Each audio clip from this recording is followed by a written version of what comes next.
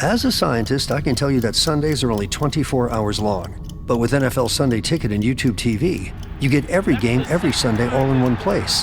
That's upwards of 30 hours of NFL in one day. How can there be 30 hours in 24 hours, you ask? I have a theory. Magic.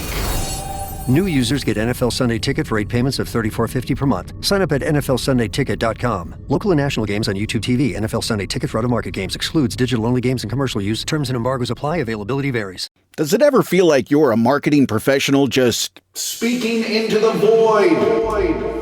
But with LinkedIn ads, you can know you're reaching the right decision makers, a network of 130 million of them, in fact. You can even target buyers by job title, industry, company, seniority, skills, and did I say job title? See how you can avoid the void and reach the right buyers with LinkedIn ads. Spend $250 on your first campaign and get a free $250 credit for the next one. Get started at linkedin.com/campaign. Terms and conditions apply. Hey everyone, it's Sadia here. Before we dive in, I just want to say how special this episode is for me.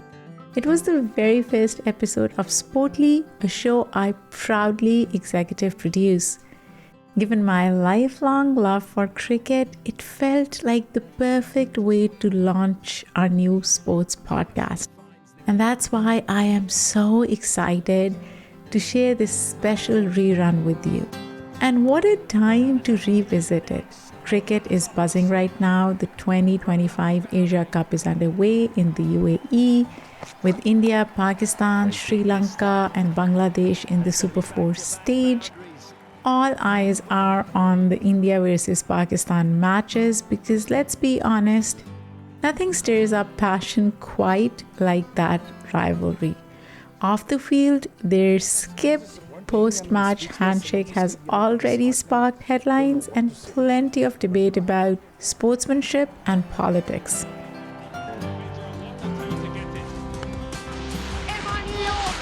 Have taken the road less decided, but they have proven it's not how you start, it is how you finish. Closer to home, here in the US, the energy around cricket is growing and I am all for it. After co-hosting the men's T20 World Cup last year, American cricket has been gaining real traction. Major League Cricket is expanding its fan base and Team USA's surprising performances are making waves. It feels like the sport, my favorite sport, is finally finding its footing here. So, whether you are a lifelong fan or just cricket curious, this episode feels especially timely. Let's go back to where Sportly began, with cricket, history, rivalry, and everything in between.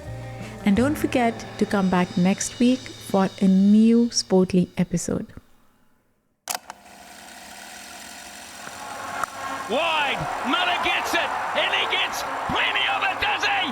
No! What a catch! Oh my God! I don't believe what I've just seen. This past June marked an historic event in the United States. For the first time ever, the U.S. hosted the International Cricket Council's Men T20 World Cup. Now, this is one of the biggest events in cricket. It's akin to soccer's World Cup or the Super Bowl. With more than 2 billion cricket fans worldwide, cricket is the second most popular sport in the world. Top cricket-playing nations include Australia, South Africa, England, Ireland, Barbados, Jamaica, Afghanistan, and many countries in South Asia. And the most highly anticipated match this season? India versus Pakistan. Well, it is one of the biggest sports matchups in the world, and it took place right in our area today. We're talking about India versus Pakistan facing off in a... Two legendary cricket-loving nations whose decades-long history makes them the biggest rivalry in sports. Nearly 124 million people in the U.S. tuned in to watch this year's Super Bowl, with another 62.5 million watching internationally. But the viewership for India versus Pakistan was projected to be at least 400 million in India alone, reaching potentially 600 million people worldwide.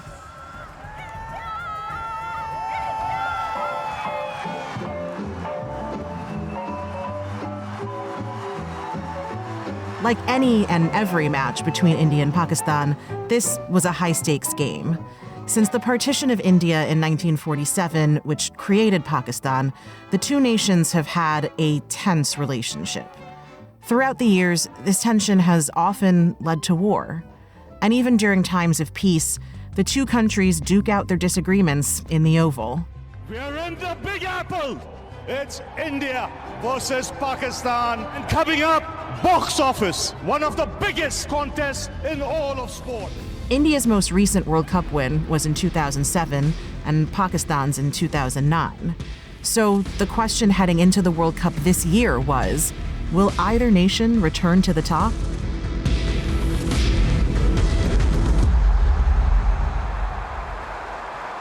The Nassau County Stadium is packed with tens of thousands of spectators dressed in green for Pakistan or blue for India.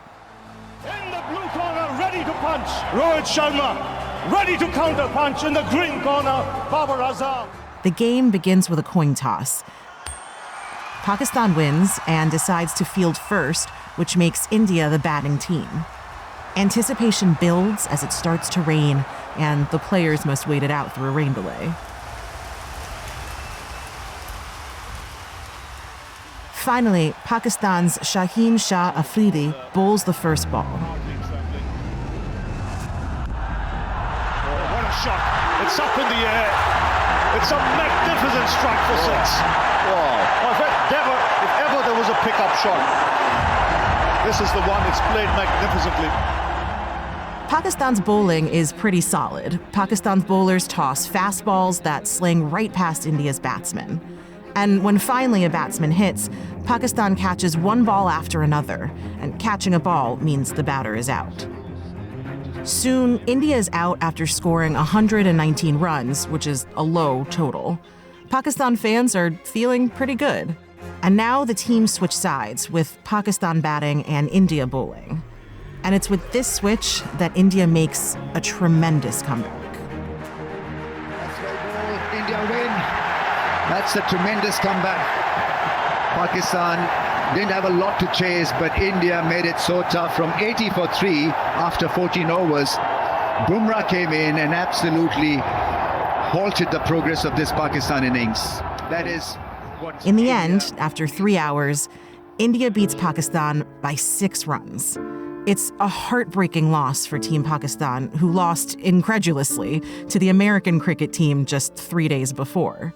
This match between India and Pakistan is only the latest chapter in a long and storied history between the two countries.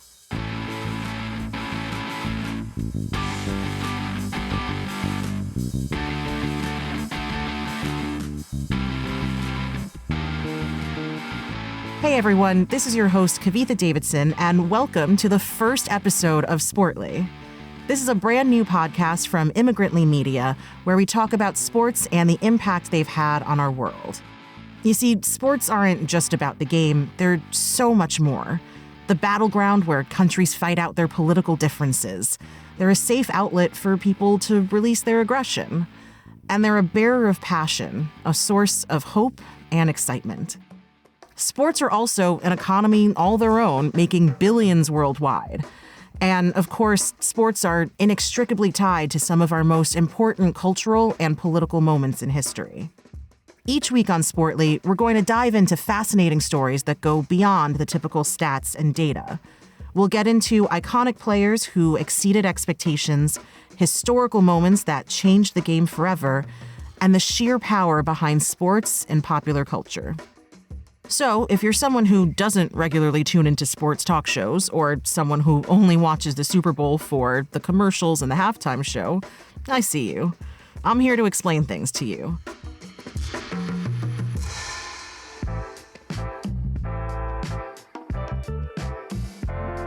And for our very first episode, what better way to start than with a sport that definitely covers politics, pop culture, history, and community? Yep, our first episode is all about cricket. Now, for my fellow Americans, maybe this seems a little unexpected. You know, cricket hasn't been that popular in the States since really before the Civil War. Many Americans aren't all that familiar with cricket, frankly, myself included. But don't be fooled. Cricket is the second most popular sport worldwide, with about 2.5 billion fans, topped only by soccer. And it's the most popular sport in South Asia. As we hinted at in the intro, one of the most popular and intense sports rivalries in the world is the cricket rivalry between India and Pakistan. It's been more than 70 years since partition, the violent separation of British India into the independent nations we know them as today. Since then, the two nations have played against each other about 200 times and counting. Each game garners millions of impassioned eyes across the region. I can tell you personally that my parents, who are from India and have lived in the States for more than 40 years, they're never more excited than when they get to watch cricket on their TV at home. And during last month's World Cup, my dad in particular, who frankly doesn't really care about sports outside of cricket, he'd text me regularly to update me on just how India was doing. Hey, it's Paris. You know I love sparkly things, right? Like stars. Duh. And thanks to Hilton and AutoCamp, I just slept under them. Picture me, serving looks by the fire outside my luxurious Airstream, making s'mores with the kids, while a national park is our backdrop. The great outdoors meets Hilton hospitality. That's hot. Explore all the new ways to stay at Hilton.com. Hilton for the stay.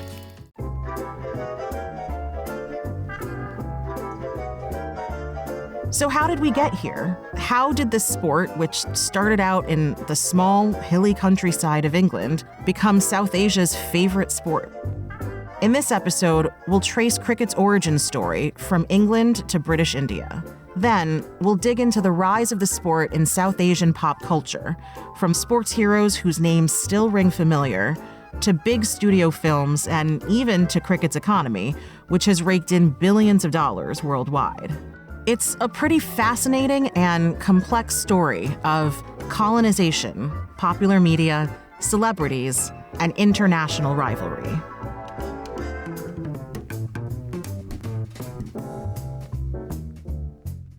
So, to kick us off, let's wind the clock back several hundred years.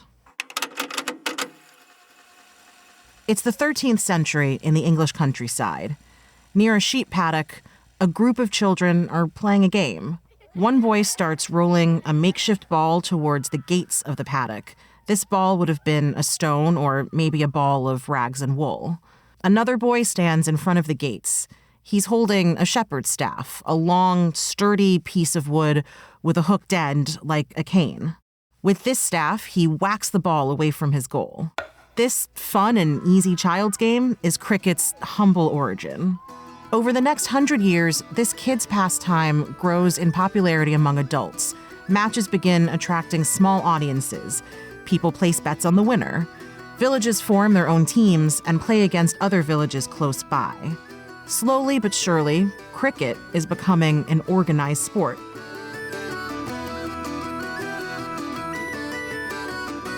By the mid to late 1700s, notable English cricket clubs standardized the sport with the laws of cricket. Cricket, of course, doesn't even have rules. It has laws, and that immediately strikes some people as pompous and self-regarding. Those laws were mostly written in 19th century London, at a pitch still considered the home of cricket, called Lord's. Well, this is Lord's, deeply rooted in tradition and in the ritual tradition brings. A standard game goes like this. On the field is a pitch, a rectangle of dirt in the middle of a grassy field. On either end of the pitch lies a wicket, a set of 3 narrow wooden stumps driven into the ground. The batting team sends 2 batsmen to stand on either side of the pitch in front of each wicket. Like the pitcher in baseball, there's a bowler in cricket who tosses the ball to the active batsman, who then hits the ball out into the field. While the ball is in play, the batsmen run across the pitch, passing each other back and forth to score runs. Meanwhile, the other team are the fielders. They surround the batsmen in various positions across the field, like in baseball. The fielder's goal is to stop the batsmen from scoring runs. Now, this can happen in a few ways, like by catching the ball in play or hitting the wickets with the ball before the running batsmen make it to the other side. It's helpful for me to think of cricket in baseball terms, so imagine the batter running the bases. After he puts the ball in play, he has to make it to first base before the players on the field touch that base with the ball. In the end, the team that scores the most runs wins the match. Now, this is a really basic explanation. After all, cricket is no child's game anymore. The laws of cricket are dense, especially since games can last up to 5 days. These 5 days tend to build excitement.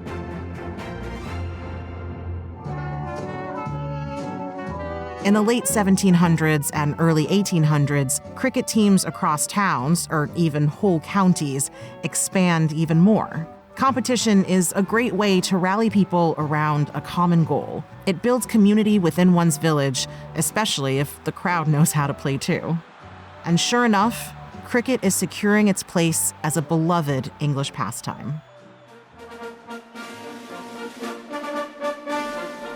Now, while cricket was growing in England, the British were steadily expanding across the globe. In the early 1600s, the first British ships docked in India, a valuable trading location known for its spices. It may come as a surprise, but the British didn't actually have colonization in mind, at least not at first. These early Brits came as fellow traders. They were hunting for spices and silk, cotton, tea, and indigo dye. But because trade and commerce were nowhere near as technologically accessible as they are today, British traders and mariners were spending long stretches of time away from home. And one of the ways they would spend their time was by playing cricket. British traders played cricket regularly while on Indian soil, as locals nearby watched with curiosity. As the decades passed, the British ramped up their political and economic power. 1858 marks the official start of British-ruled India, or the British Raj. Colonial rule enforced a British culture that mixed into local traditions and ways of life. For India, cricket gradually latched onto the population with just as much excitement as it did for the young countrymen of England. The sport was a good source of entertainment. But cricket was also a connection to the British, who controlled the country. Indian princes supported cricket matches to get into the good graces of British leaders. In other words, involvement in cricket was a good way to score political capital with an imperializing force. And cricket was pretty accessible. You could play without a ton of equipment in pretty much any open field. So, Indian communities formed their own cricket clubs. Most sources credit an ethnic group in India called the Parsis with forming the first Indian cricket clubs. They played local matches against each other and encouraged the birth of other Indian cricket clubs in the years to come. And then, in the 1890s, India witnessed the rise of one of the greatest cricket batsmen in history. Many now call him the father of Indian cricket. It's Sir Ranjit Singh Vibhaji. Born in the Indian state of Navanagar in 1872, Ranji learned cricket as a young boy of about 10 or 11, playing casual games at school. In 1890, he went to England to attend school at Cambridge University, and there is where he really honed his cricket skills. By 1895, he was playing first-class cricket for Britain's Sussex team. Now, Ranji wasn't just any player. He had a unique batting style, a style English audiences thought was pretty unorthodox. During Ranji's time, the game had 100 years worth of formal rules and many centuries worth of informal norms and expectations. So to see somebody boldly push past those expectations, well, it drew attention to Ranji. And in the end, it worked out in his favor. A few years after joining the Sussex cricket team, Ranji broke batting records left and right. For 4 years, he served as team captain, and his new batting style eventually led to many different batting strokes still used today. And despite being an Indian on the team, Ranji would continue to be a highly regarded cricketer for England. Ranji's title as the father of Indian cricket has become a bit controversial. Ranji played for the British, so he never actually played for India or on an India-based team. But at the very least, his stardom has left a mark on cricket's legacy. Soon after Ranji's fame in England, we saw the rise of all Indian cricket clubs playing for India. These clubs started playing regular matches in India and the UK throughout the early 20th century. In 1926, the ICC invited India to join as an official member. This landmark moment would be India's official induction into international cricket games. And in June of 1932, a team of all Indian players debuted in its first internationally sanctioned match against the British. Hemar Singh has scored his 50. Incidentally, the top score for his side during this match. India are all out with a total of 187. England win by 158 runs. This match marks the start of India's official cricket presence. Over a decade after India's first official ICC match, cricket history witnessed another crucial pivot in 1947. This year marks two major events. One, India's independence from Britain. Independence came after many decades of political resistance to the British Crown. Like many colonized nations, India sought democratic rule of their own country and their own people. The Indian Independence Act was passed in 1947. At the stroke of the midnight hour, when the world sleeps, India will awake to life and freedom.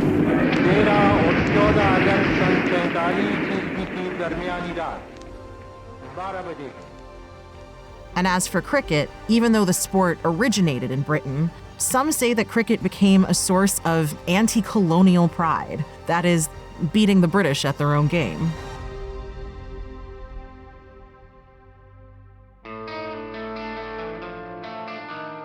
But this independence marks another major event, as we talked about in the intro, partition, which violently divided the region into a Hindu-majority India and a Muslim-majority Pakistan. This deadly separation claimed at least 2 to 3 million lives due to violence, hunger, and disease. 14 million more people were uprooted and displaced to either side of the new border. In the midst of violence, Pakistan went on to achieve its own official ICC membership a few years later. And soon after Pakistan's membership, they played against India in their very first ICC match as two new independent nations. It's 1952. 16 men have traveled from Pakistan to play in New Delhi for the match today. Leading them is 27-year-old Abdul Hafiz Kardar. Now, if you had met Kardar years ago, you actually would have found him playing for India. Yes, this Pakistani cricketer used to play on behalf of India while playing against the British before partition. A man named Lala Amarnath Bardwaj leads the Indian home team, and funny enough, he's got connections with the other side too. Bardwaj grew up in a poor Hindu family. As a young boy, he grew up playing cricket in the streets of Lahore.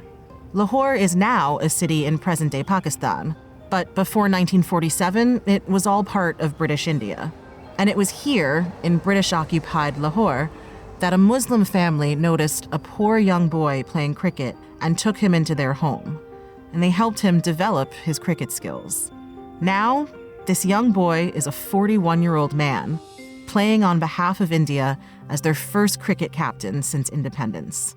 Before the game begins, the president of India greets the players of each team. And then it's time for the first inning. 11 from Pakistan's team and 11 from India's team enter the field. Now, like I said, Test cricket matches can last many days, and this one's no different. After 4 days, there's finally a winner: India. Thus, India won the first Test match by an innings and 70 runs. This may be the first time these two nations play together, but it's far from the last. Over the next 2 months, these two nations compete in 5 Test matches across India. India wins the series overall 2-1 with 2 draws. But Pakistan has 1 win in the second match. Now, playing on a field surrounded by Indian fans, it's not hard to imagine the Pakistani team feeling a bit uneasy about their win.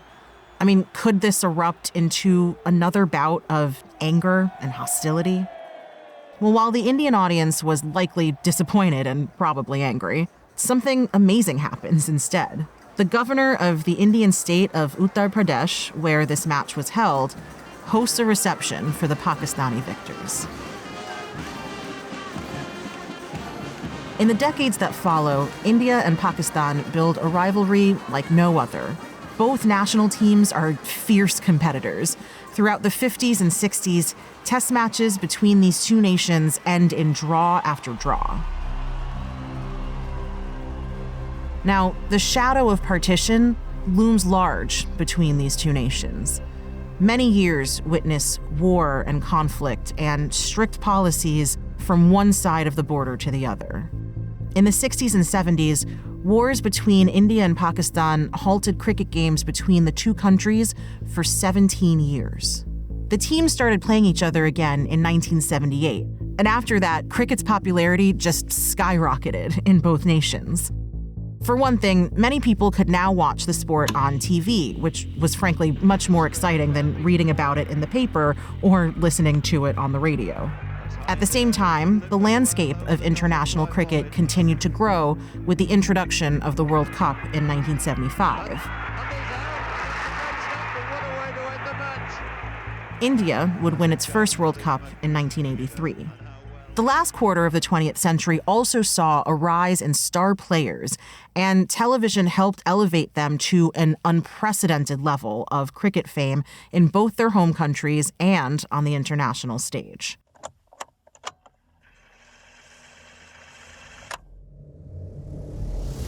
Khan back into the attack with 4 overs left to go. He'll be bowling to Gordon Greenwich. And a big appeal there for LBW's gone. Imran strikes with the first ball of his new spell. In Pakistan, Imran Khan was becoming a celebrity. Born in 1952 in Lahore, Imran grew up in an affluent Pakistani family. His older cousins were already established cricketers, so the sport was quite a familiar pastime in his home. By the time he was 20 years old, he was both an Oxford student and a professional test cricketer. Throughout the 70s and 80s, he built a reputation as both a talented bowler and batsman. This makes him an all-rounder. In baseball parlance, a 5-tool player, someone who excels in multiple positions. Now, it wasn't just his talent that scored Imran both national and international fans. He was, and still is, a good-looking and charismatic guy, known as a heartthrob and even a bit of a playboy. British newspapers gossiped about Imran charming actresses, businesswomen, and socialites in London nightclubs.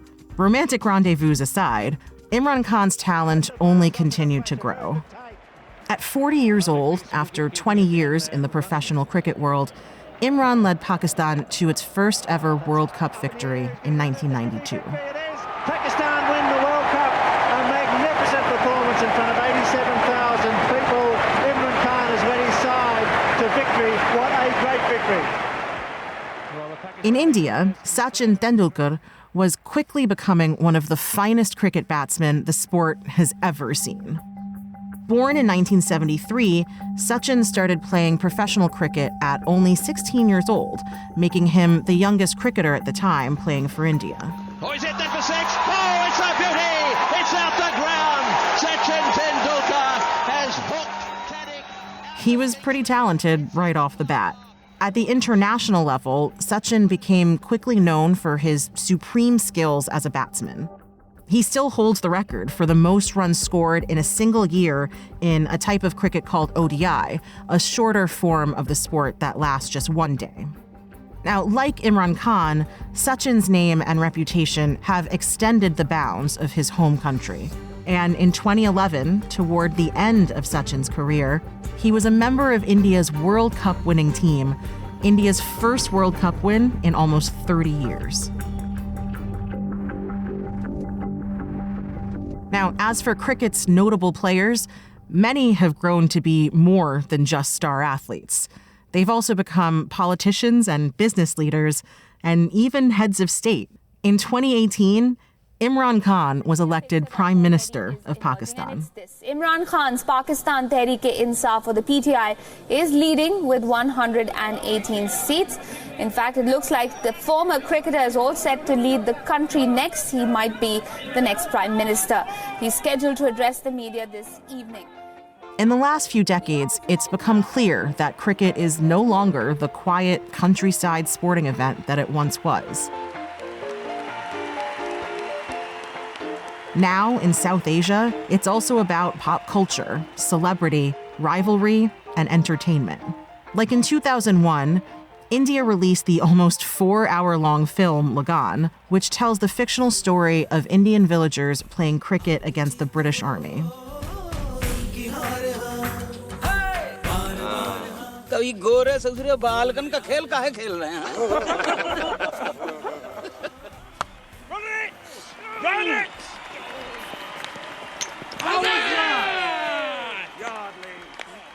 It's set during the 1890s when Britain still controlled India. After the British impose a high land tax on one Indian village, the people attempt to resist the new policy. Eventually, the British challenged the villagers to a game of cricket. The catch is that at the time, cricket was still really new to India, and the villagers didn't know how to play. But the stakes are so high. If the villagers can beat the British, the tax will be repealed. Now, what is this we hear? That you have agreed to cancel the tax of the farmers in Champaner if they beat you in a game of cricket. Is this true? Yes, Colonel Boyce. It is. What on earth do you think you're here for? The film reminds us that cricket in South Asia was born out of colonization, but it also speaks to the national pride that cricket demonstrates today. And it's a reminder of how sports like cricket can take a classic David and Goliath story while ultimately evening things out, at least on the scoreboard.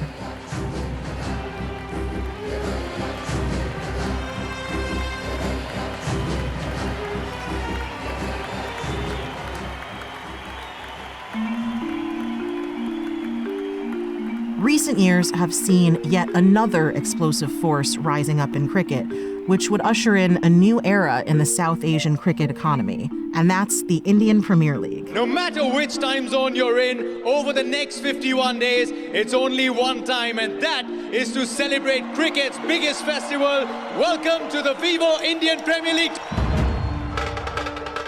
Debuting in 2008, the IPL holds a tournament between 10 domestic teams each year.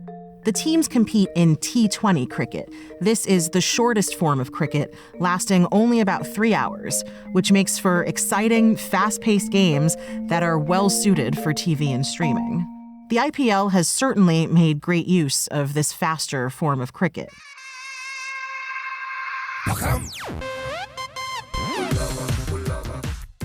The IPL is known for bringing spectacle and entertainment to matches. Music, dancers, and performers turn this sporting event into a sporting experience.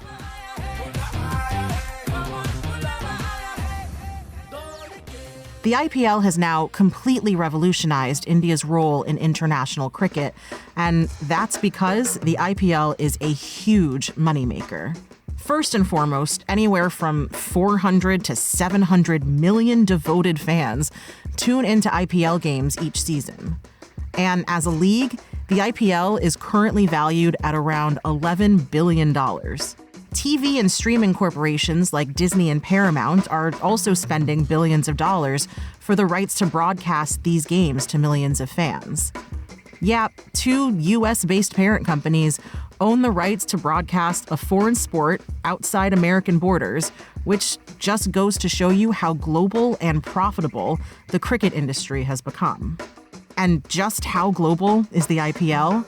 Though the teams are domestically based in India, the league attracts cricketers from across the globe, with players from Australia, England, the Caribbean, South Africa. But there's one country that the IPL doesn't recruit talent from, and that's Pakistan.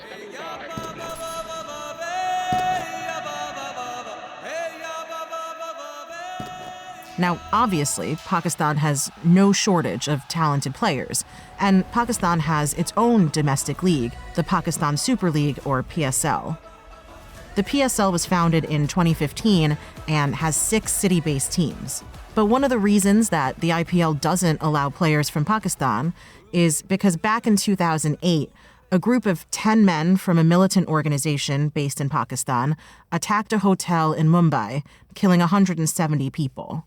Since then, India has banned Pakistani athletes from joining the IPL. So just like in decades before, the political tension and histories between these two nations have spilled over into the sport they both love.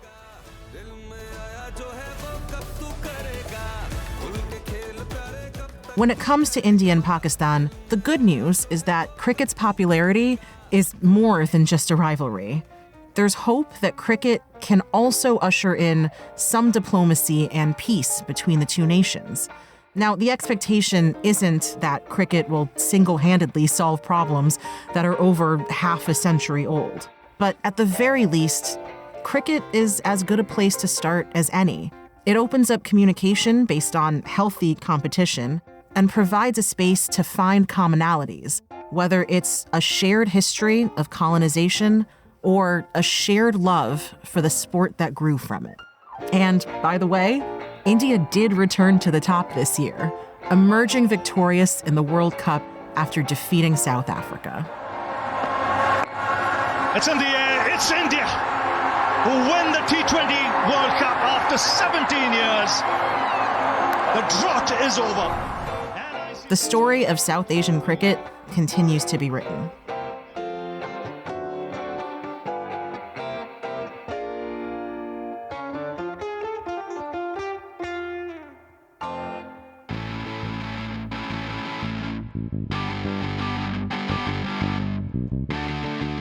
Thank you all so much for listening to this first episode of Sportly. You can catch me next week and every week after that for another new and exciting conversation. And in the spirit of community and the uniting power of sports, I want to hear from you. We're all about interesting sports stories, both past and present. So if you have a story you'd like us to cover, an underrated athlete, or a fun fact about your favorite sport that you want to share, let us know. You can reach me at kavitha@immigrantlypod.com. Thanks so much for listening to Sportly. Sportly is an Immigrantly media production. This episode was produced by Sadia Khan, written by Michaela Struther, and me, Kavitha Davidson. The editorial review by Shay Yu. Our sound designer and editor is Paroma Chakravarti. Our theme music was created by Simon Hutchinson. Other music is by Epidemic Sound. Tune back in next week and every week for more Sportly.